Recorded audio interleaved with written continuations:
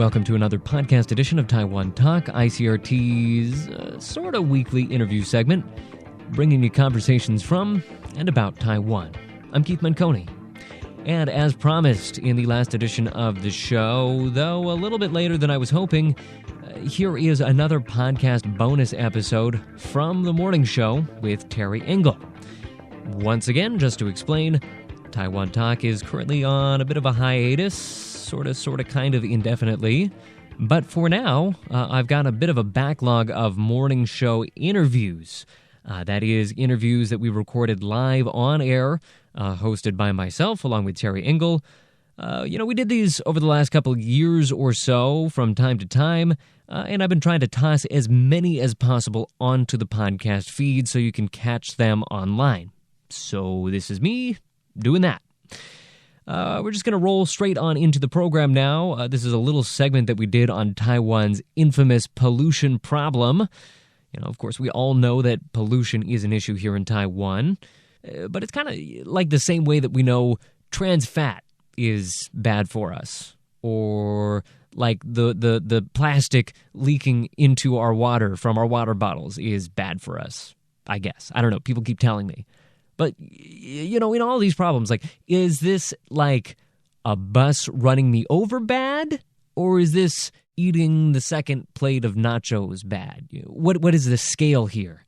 And anyway, what can actually be done about the problem? It's one thing to freak out about something. It's another to actually know what to do about it, to respond in a constructive way. So Terry and I, we rounded up a bunch of smart guys to help us sort through all of that. And that's exactly what we did back on the morning of Tuesday, January 10th, 2017 at 10 a.m. So we're going to take you to that live broadcast right now. Here is the morning show with Terry Engel. ICRT FM 100, 9 minutes after 10, as we just had to listen to the Bon Jovi Wanted Dinner Live. We invite, first of all, Keith back to the program. Keith's here for a very specific reason today. Keith, I'm sure we haven't forgot you yet. I would hope not. I would hope not. Only been gone a few days, but you're all back here. You're back here because you wanted to be involved in this next segment. Before you had left, you had actually said to me, Terry, you're leaving on the 13th is your last show. Mm-hmm. And you said, Terry, is there anything that you want to do before you left? Is there any interview? Is there any segment? Is there any extended interviews as we did for quite a while there on Wednesdays?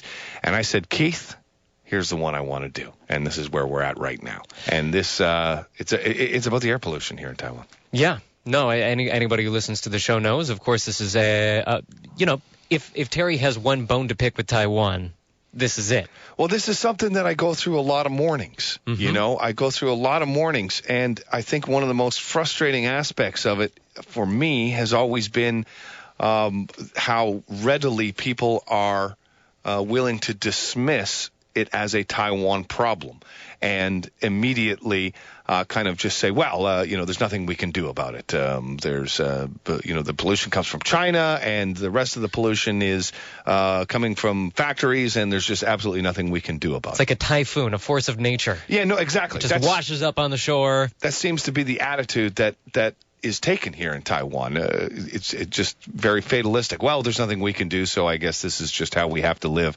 And people go about wearing their masks mm-hmm. and think that they're, absolutely, with impunity. Walk mm-hmm. around with impunity because we've got a mask on and we ride a scooter and we've got a little cloth mask on, and so everything's okay. And this was the segment that I wanted to impress. My last ditch effort before the morning show kind of goes by the wayside in this form with myself as the host, as really trying to impress to people not only what the danger is, mm-hmm. but how serious the danger is. And then finally today, we'll talk about how we, as citizens of Taiwan or residents of Taiwan, what we can do about it, no matter how small the step. Exactly. So as everybody just heard there, that gives you a taste of the long-running rant, years-long rant that Terry's been having. I've been taking part in it occasionally. That's right. But today we're going to move that ramp. We're going to up our rant game even a little bit further. We're going to up the rent ramp here. Exactly.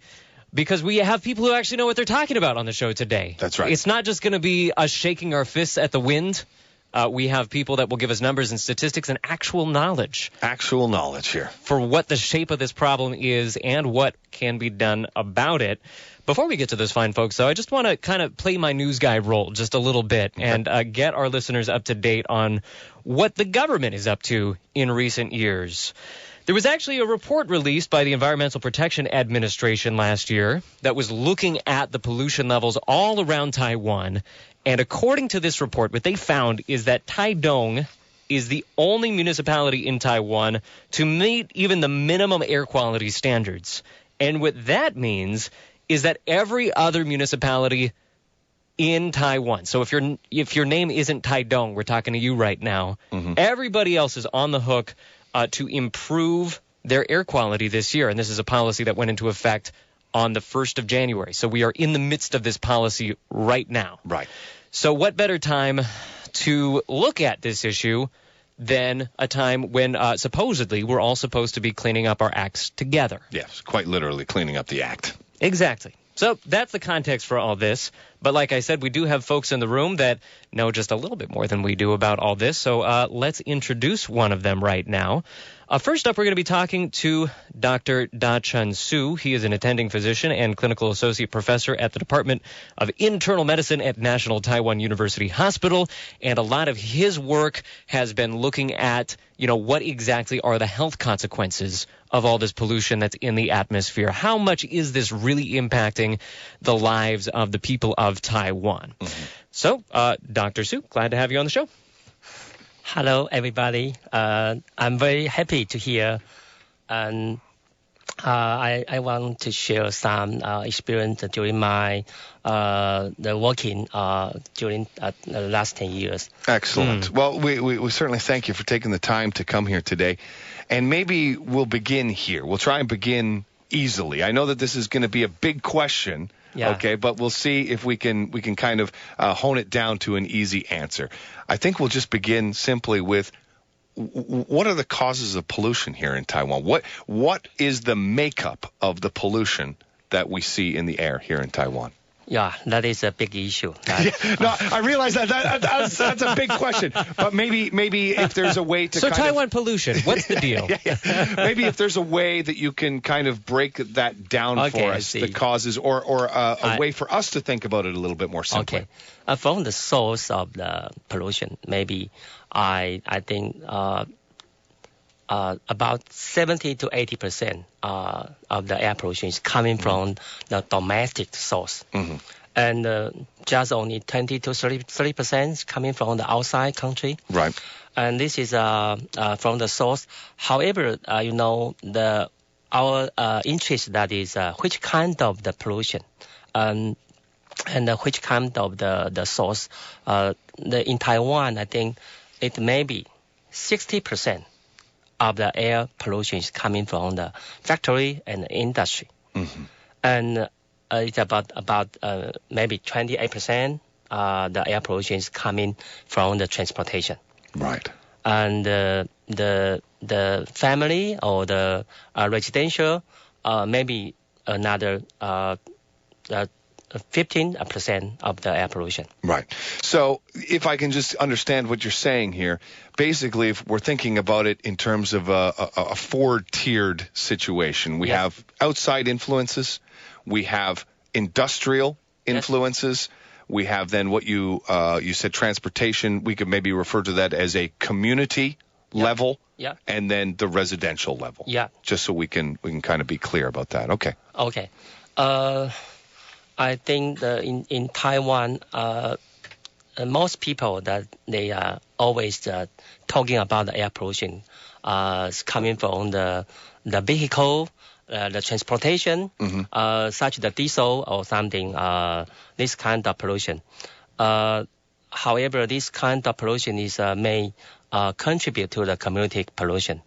And another is coming from such as the temple, or the cooking, And the heating in the family. And the burning of ghost money, things like this, does that contribute as well? Are these community issues? Community pollution is a very important pollution. It's not only the transportation. Yeah, right. And another, I think the pollution may depends on the area. In Taipei, the transportation maybe is important. Mm-hmm. However, in the central Taiwan or in the southern Taiwan, the factory and the industry source maybe accounts most of the pollution. Right. So throughout the island, it's going to fluctuate. It's going to be different percentages as to what it is. The distribution is inequality. Right. The air quality distribution. Yeah, of course. So let me just kind of ask you this. At what level do you think we can do something about this? We talked before you came here on the program. We talked about the industrial pollution, which is a big problem here. Yeah. But this is very difficult for me to go and change that. For me personally, to walk out of my door every morning and attempt to change that. Is there anything we can do at any one of these levels? Like what are we looking at in terms of how effective we could be? And I'm not looking for solutions just yet, but I guess I'm just trying to get an idea as to which level should we be talking about here today. Yes. So for this, the question we are asking that what your personalized airspace is good or not. Mm-hmm. So what is the personalized airspace that in your house? That is because most of people and most of the time they stay in house. Mm-hmm. So if the air quality in your house or in your workplace is not good, so in that condition you are exposure to a pollution status. Right. So we've got to look at our immediate surroundings. Yes. First, or not first, but as importantly as anything else, as trying to change the industrial pollution, we've got to look at this as well. This is also our responsibility. Okay, good. Doctor, let's just move to some of the consequences now, because we'll talk more about this as the show unfolds. But we'll begin with maybe asking you, obviously, I think we know that there are adverse health effects, but maybe you can kind of expand on that a little bit. Okay. In past 10 years, my research always on the cardiovascular health effect from the air pollution. So we have demonstrated in young college students, and we found that the NO SO2 or the ozone may be very important for the toxicity in the Taipei area. And another, we focus on the susceptible the population, such as you have the hypertension, you have the diabetes, you have the cardiovascular risk factors, and this kind of patient we found, including the NOx or the PM 2.5 and PM 10, are very important in the cardiovascular effect. Mm-hmm. However, in Taiwan, I think in the whole the picture of the worldwide, is about 80% of the cardiovascular the effect is coming from the air pollution. Wow. It means that the air pollution or the healthy effect is 80% is for the cardiovascular disease, and the 20% cause the lung disease or the cancer. Wow. So does that mean, just to maybe help our listeners understand what those statistics mean, does that mean if the air pollution was zero, we would see 80% lower rate of these diseases that you're talking about? I mean that because the major health effect of the air pollution is on the cardiovascular disease. Even in the long cohort study in the United States or in Europe, the major effect is the cardiovascular disease, including the cardiovascular death or the cardiopulmonary death or the all-cause mortality.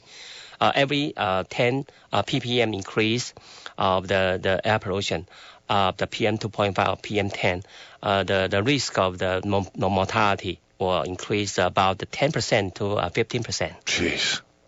Geez, that's absolutely just shocking. And that fluctuates in just a day or two. I mean, like one day you'll have it at 70, one day you'll have it at 150. So that just shows that in the long term that really has real health consequences. Real health consequences. Okay.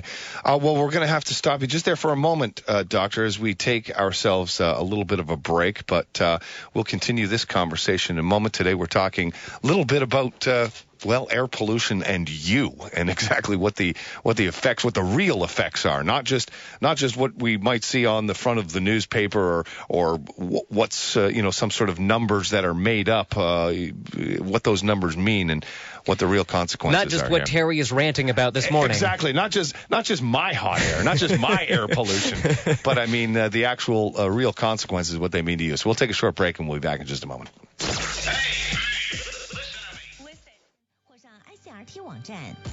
Good morning, everybody. Good morning, friends. Good morning, everybody. Let's get back to the morning show with Terry. Good morning. Right here on ICRT. What a morning. 10:25, we return to the morning show with Terry here. Keith is joining us, as is Dr. Hsu. And Doctor, let me just conclude what we were just talking about by asking maybe a little bit of a real life question here. Hey, Doc, I got a... Yeah. I'm not looking for free medical advice, but, I've had runny noses at times. I get dizzy at times. You know what? I don't even know if I should be talking about my medical conditions on air here, but... Well, you do every other day, so... You know, I had a sneezing fits so bad that I developed a hernia. Are these the type of things that can be attributed to the air pollution? Can we say that? I think, the air pollution is another important that is pulmonary disease and the allergic disease, such as the sneezing. Somebody, they experience the morning sneezing. And this kind of allergy maybe is coming from the air pollution. It's very common as well, I would imagine, very common. in Taiwan. And not only the cold weather, but only many is coming from the air pollution in your house. Yeah, great. All right, thanks, Doctor. We'll get back to you. Good consultation. Yeah, we'll get back to you in just a moment here, but. Let's switch gears just a little bit and start looking more towards the solutions. You kind of already hinted at this a little bit, but there are a lot of folks out there that are putting forward their ideas for what we as individuals could do to address some of these pollution issues. We have on the line right now one guy who's been thinking about that for a number of years here on Taiwan. I've actually spoken to him before on Taiwan Talk, so I thought it would be great to bring him into the mix right now.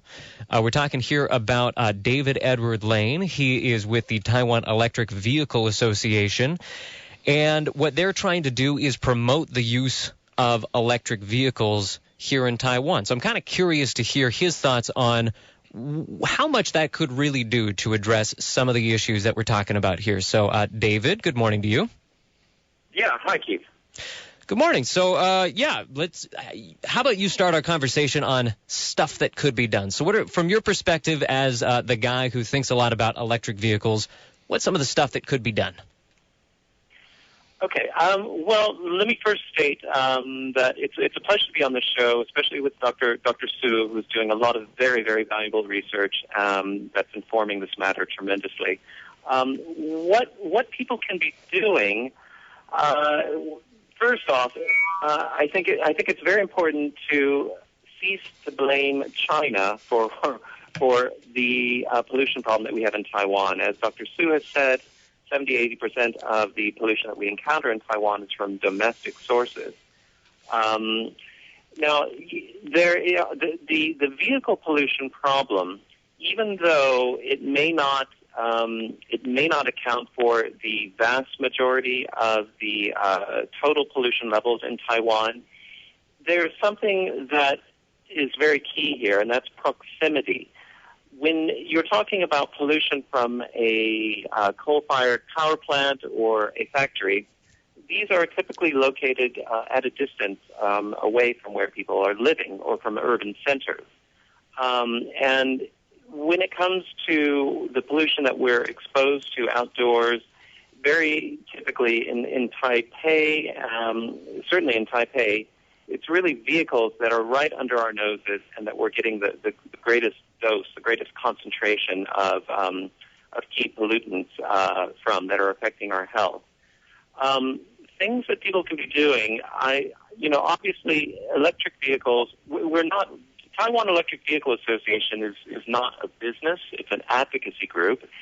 So we're all about raising awareness about pollution and the benefits of renewable energy, clean energy, and electric vehicles.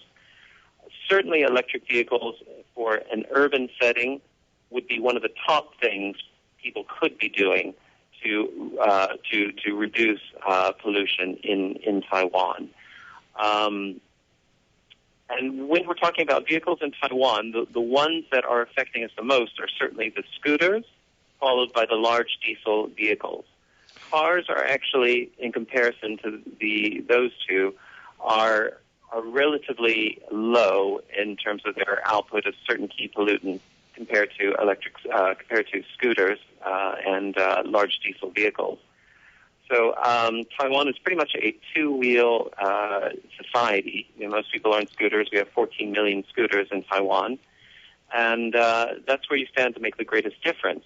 David, I'm just going to jump in here for a second because you make a great point, which is when we're talking about things that we can do in the community, cars has got to be up there at the top of the list of things that we can actually change sort of immediately. We're not talking about having to necessarily change policy or necessarily change laws. We're talking about these are choices that we can make.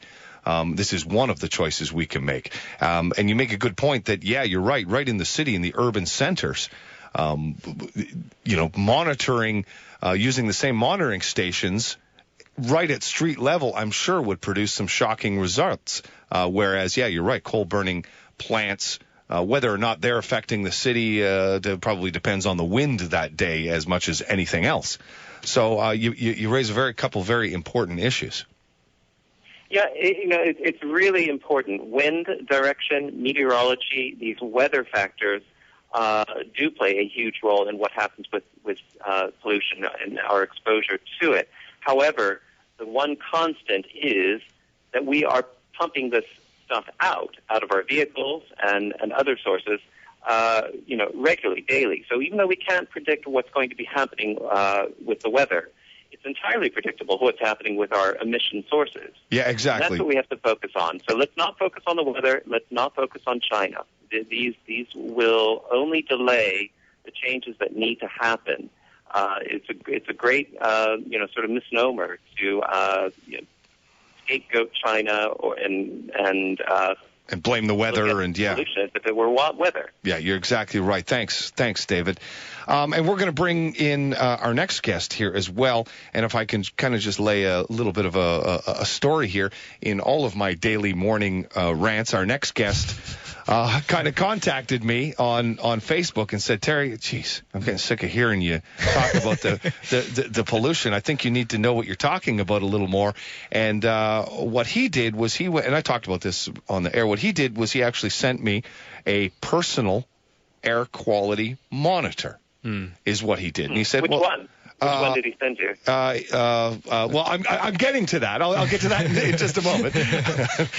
And so he said this to me, and I was shocked. And he said the same thing that the doctor said, which was, you know what? It's not just the air that's bad out there. It's not just the factories. Right here, right in your very office, you're gonna see how bad the air quality is here. So we'd like to introduce Sean Bettinson here as our next guest, who is.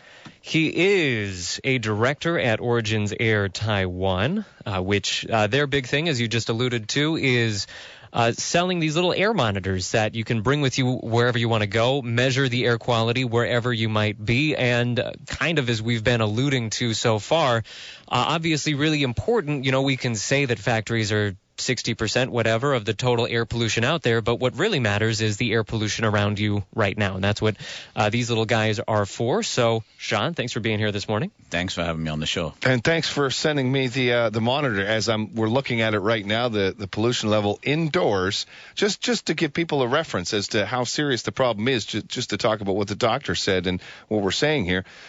the pollution in this studio right now, which has air filtration to keep all of the equipment free of dust, this is a highly sort of sterile environment that we're in, is currently fluctuating between about 65 and 70 on the air quality index. That's indoors in a sterile environment. That's just shocking. Yeah, I mean, as well, this monitor itself measures a few different things. It's mainly a PM 2.5 monitor, and it uses that reading to create a AQI index reading. Now, the one you've got clicked on there is the one in China, so it's slightly adjusted. Well, this is the AQI US one, right there. Yeah. Now, the US one's gone up to like 135, which is pretty unhealthy. And then on the one I've got here, it says 42, and that's just the PM 2.5 reading, which is already. So the air quality in here is 145, as this is the AQI, the US standard of air quality. Yeah. It's 145 in a sterile environment indoors. Exactly. Well, I think, I don't know whether it's maybe you or it's me. The more we talk, it seems to like spike a little bit here. No, that's me. It is closer to Terry, to be fair. There's no question that is me. Yeah, I don't know what you're talking about, sterile environment. Yeah. There's no sterile environment whenever I'm involved. Thanks for finishing that joke. Yeah, you set them up, I knock them out. Here we go. So, Sean, another reason why I wanted to bring you in here, just when we talk about some of the solutions. I mean, walking around with an air monitor is great for awareness. So that's sort of one aspect of it freaks of us out real good. It should freak you out. As like I said, every time I talk, it goes up to 145. But there's also some other things we can do, maybe from a little bit more of a grassroots standpoint, if you will. Things that are happening in our community that people are rallying around. Maybe you can just speak quickly about some of the things that go on in Taiwan from the people who are concerned. There are a number of people in Taiwan that are concerned about air quality, are there not? Yes, there are. I mean, I'm part of like a group on Facebook, as lots of people like to be part of groups these days, about air quality. And we've just started in the last couple of months maybe getting together and discussing some ideas of what we can do. And then just a few days ago, I got approached by an organization called Air Clean Taiwan. They've got a rally in Taichung and in Kaohsiung. The one in Taichung is in the 19th of February. And they're currently trying to promote that, and they're looking for people like myself to get involved and anybody that really cares about air pollution. And I can't think of anybody who's living in Taiwan who wouldn't care about it. Or who shouldn't. Or who shouldn't care about it, exactly. Is welcome to come along and join, make your voice heard. I think that's one of the important things. For us, as you say, pollution in close proximity to where you are is important. And by having monitors like this, you can see what the situation's like in your house, start to understand what these numbers mean from what the doctor has said about what those things are for your health. Every 10 points it goes up. There's a 10 to 15% chance of getting lung disease there. So as you start to get these numbers, into your head and they scare you a bit more, I think hopefully it's going to get more people into action to do something. Sadly, maybe we're at the point where we need to scare people, where there needs to be that fear factor in order for us to do anything about it. Yeah, maybe I was thinking like one idea is I could just stand at like one of the intersections and write the PM 2.5 reading on my chest and just open my shirt. I mean, that could be... That would certainly scare us enough. Yeah, I don't think it'd have the quite effect. It'd be definitely interesting, though. You're right. Okay, well, guys, we're everybody here, we're going to take ourselves just another break. And when we do come back, I'm going to pose the question to each one of you, David, Dr. Sue, and Sean, just about what you think the most effective solutions are. Because that's really what this is where we want to eventuate. It's one thing to know about what causes it, and it's one thing to know what the effects are, but I think really where we want to conclude the program is what can we do about this? Where do we see the most immediate effects, and how do we solve this long term? So we'll take ourselves a very short break here. This is the Morning Show with Terry right here on ICRT. 打开 Radio 最享受，锁定 台湾大车队。 Good morning, everybody. Morning, friends. Good morning, everybody. Let's get back to the morning show with Terry. Good morning. Right here on ICRT. What a morning. 10:41, and as promised, we'll kind of move into what it is that we can do here. I mean, there are some things that we can do, some things we can't, some things we feel handcuffed doing, some things that may be effective, may not be effective. Hopefully some of our guests, Keith, will be able to address some of those. And David, if it's okay, we'll start with you. Let me ask you.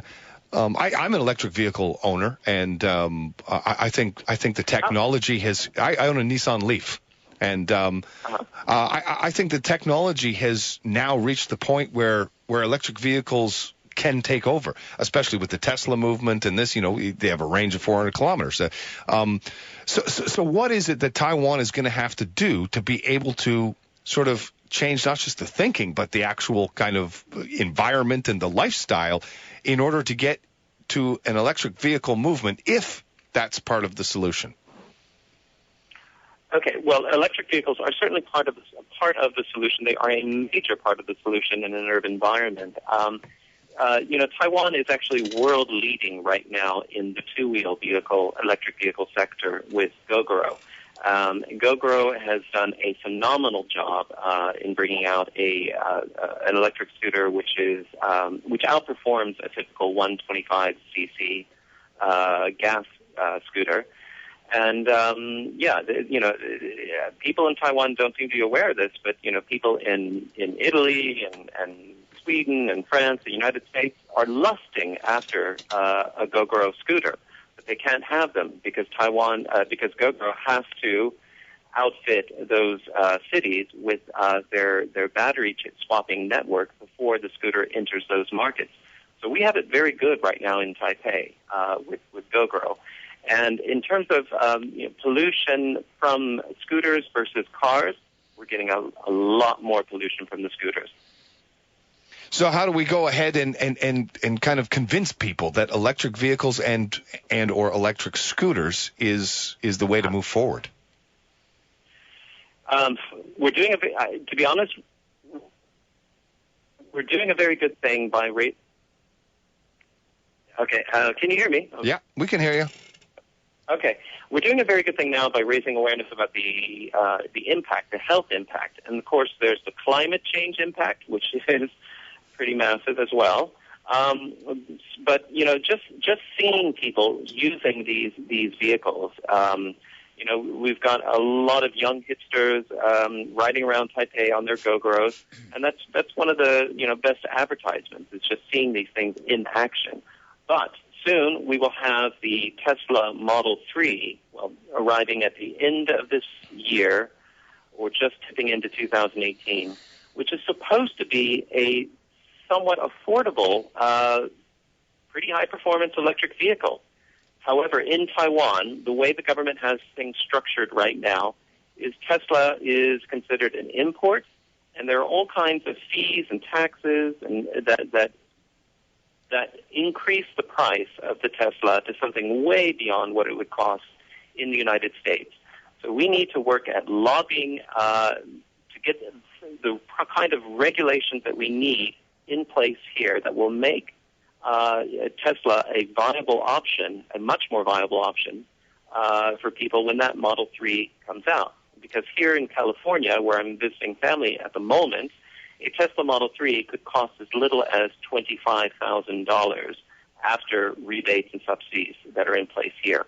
So we need those sorts of programs firmly in place in Taiwan by the time the Model 3 comes out. And, of course, this should apply to all electric vehicles as well. Right. Excellent.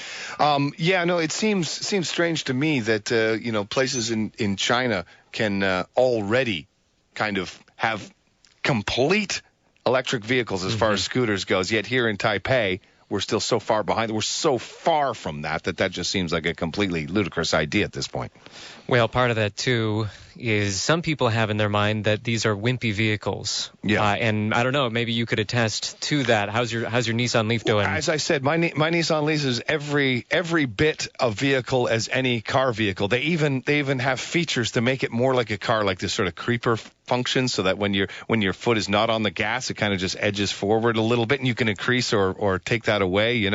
So they've made a lot of improvements. Does it come with a kitten on the dashboard so it'll purr for you as you? Well, believe it or not, they're thinking of putting in noises to those vehicles because they're so quiet that people are getting hit by them. Taiwan is going to need that. I mean, people are already creeping up behind me on their gas scooters. If they're doing that on an electric scooter. Yeah, exactly. Sean, let's turn to you very quickly, if we can. Just tell us about some of maybe, again, reiterate for us some of the grassroots movements that you're involved in.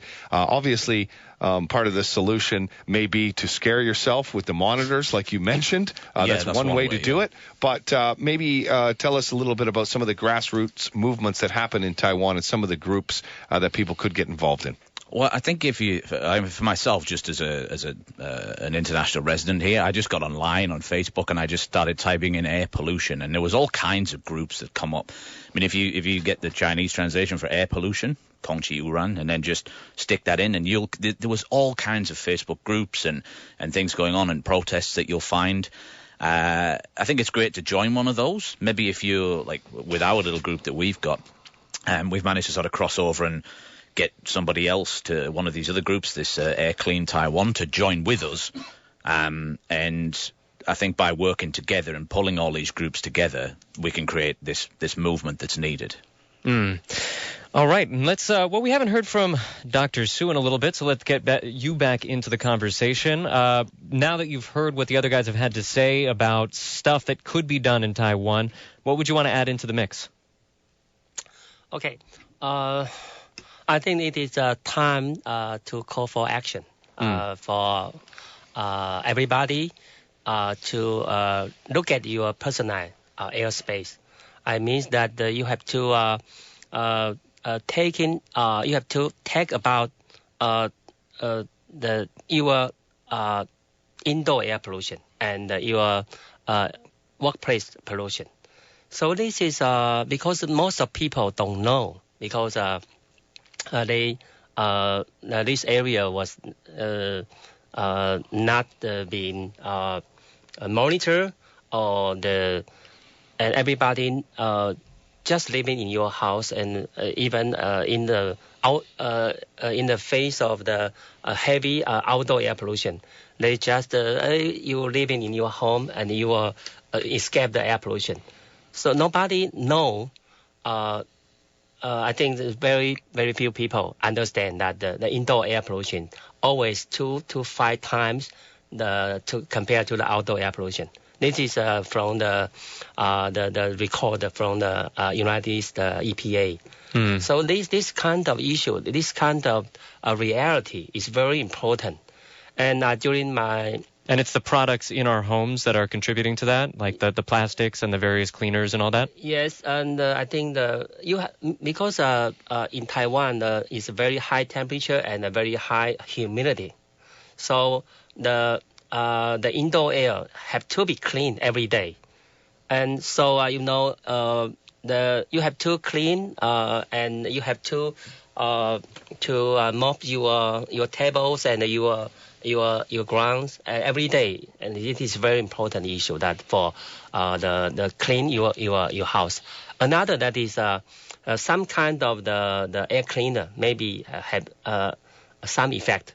Air filters, but right? It is have to locate in your nearby area. Yeah, right. And I think the most important that is clean your house and prevent to buy many items or many furniture in your house, in your living room. It's very important. Yeah, no, you make a good point. That's the first. That's kind of the least we can do, right? That's the first step that we can take, is just cleaning our immediate environment. That really is kind of the least you can do. And then when we get outside, just in our immediate residential area or our community area, there's some other things. I know in particular one study you did regarding incense. Yes. And just talking about the dangers of these sort of things. So I during the past 2 years, and I have devoted some time to study the incense burning and the health effect. And we found when you just only 3 filter of the the incense burning in your house, and the air quality may be deteriorated to the PM 2.5 may be higher than 300 or 400. Jeez, yeah. So this is an issue, and we found that. So I will recommend that stop the incense burning in your house, and we found that the most of the component of the incense burning, that is xylene, benzene, and this kind of the VOC, this kind of chemical. It is very toxic and it is a famous carcinogen for your health. So prevent the incense burning in your house, in your home is very important. And I also monitor in the Longshan Temple last year, and this monitoring we found that the Longshan Temple the PM 2.5 may be higher than 1,000. And higher than 1,000 inside the temple. And compared to the Xintian temple, it is stopped the incense burning since 2 years ago. Yep. And after the comparison, the PM 2.5 in the Xintian temple is only 16. Wow. 16, and this another is over 1,000. So it represents a huge difference. So again, I think maybe the biggest takeaway from that, Keith, is similar to what everybody or what we've kind of talked about here today, and what everybody said, is I think although there are things we can't control, I think it's going to be very difficult for Taiwan and the Taiwan government to instill policy to have China Steel or some of these other big companies, the steel companies or the petrochemical companies, to stop doing what they do. It's going to be very difficult. I think the doctor had talked about how much of the GDP some of these companies represent, and the reality is not much is going to be done in the short term or in our immediate environment. And I think we have to get out and be proactive in cleaning our immediate environment. That's the best, first, and the least thing that we should do. Yeah, and just to tie it all together, it's these monitors and all of this it's good to get a sense of where the real problems are coming from in your environment, because if you don't have that information, you might miss the target a little bit. A lot of people are talking about things that not necessarily contributing as much as we might think that they are, like the pollution from China, etc. Like, it's good to know where the problem actually is. Yeah, exactly, and get out there and fix our community. We all got to be here. Well, listen, let's thank everybody for being here. First of all, Dr. Hsu, thank you so much for taking the time to join us here today. Your information is absolutely invaluable, as is your work and your research. So we can only say thank you and wish you luck in continuing your research. So thank you so much. Thank you to Terry and every audience. I'm very happy. Excellent. And David on the line all the way from California, thank you so much for joining us as well. It's a pleasure. Anytime. And we certainly appreciate your invaluable input as well. And Sean Bettinson, thanks so much for coming all the way up from Taichung, and good luck with some of the movements. I know you're part of some of the more grassroots or the guerrilla marketing, if you will, of bad. Well, I'm bad a big area. guy. Yeah. But thanks for coming on up here and sharing with us here today. Yeah, thanks. If anybody wants any information about this stuff, just give us a shout. Absolutely. Thanks so much, guys. And Keith, well, thanks for you coming all the way back, coming out of retirement already. You only retired a few days ago. You're already back. But, I heard the call. But thanks for all of that. So thanks to all our guests and to you as well, Keith. News will be coming up at the top of the hour. Check my Facebook, Terry ICRT. I'll let you know what the theme for request is today in just a few moments, and we'll come back with your music right now.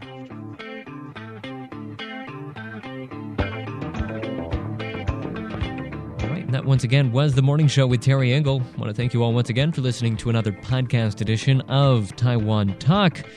We were speaking there to Suda Chung, who is, of course, a doctor at the National Taiwan University Hospital, Sean Bettinson, the director at Origins Air Taiwan, and David Edward Lane of the Taiwan Electric Vehicles Association. If you want to learn more about the association's work, you can check them out at their Facebook page. Just kind of enter Taiwan Electric Vehicle Association into your Facebook little searchy thing, and it'll get you right there. They have lots of interesting information on electric vehicles in Taiwan, along with pollution issues in Taiwan, even more than we could get to here today. So a lot of good stuff there. And again, last little bit of housekeeping. Just want to implore our listeners out there, please do not delete Taiwan Talk from your podcast feed. You can still expect more interviews posted on the feed from time to time. We're just going to be tossing up a few unpodcasted interviews that we have stored away in the vault whenever I have a chance to do so. So, keep us around for a little bit more. We got some more stuff for you. But for now, we are going to have to call it a day for Taiwan Talk and ICRT. And I guess Terry Engel, we can toss him in there too. I am Keith Manconi. See you next time.